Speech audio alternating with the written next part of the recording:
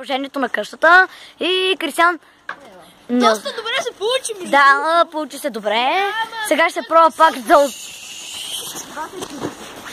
Ти да си... За малко да успее, хора, за малко да успее. За малко да успее. Сега е последния шанс. Да. Агам!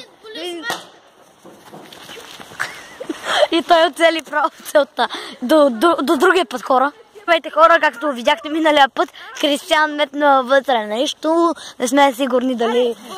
Аз малко и той. Да, и още се... И тази вътре. Добре, ще се престрашиме да влезем вътре. Не се знае дали има някой, защото не се знае. Ето сега да влезе първи да огледате. Не. Тъй. Това, както казахме, това тук сме го откъртили и беше и там до таксито и го откъртихме.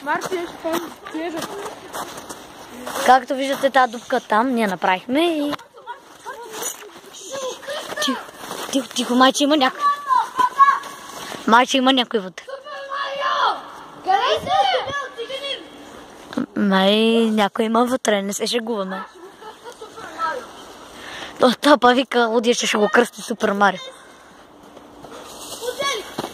Оцелихме. Катеричка!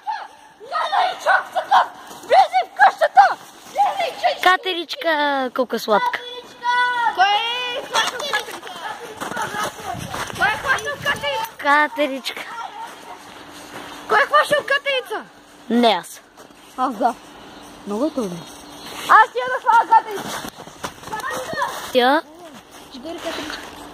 Горе, Катеричока, ето го. Здравей! Оглежда се и отива на разходка. Бяга. Ей, Бание! Криси оплаши. Къде оти? Ще проме. Да. О, той оцели. Той оцели. И хора, нищо не става. Там няма... А оцелим прозореца. Той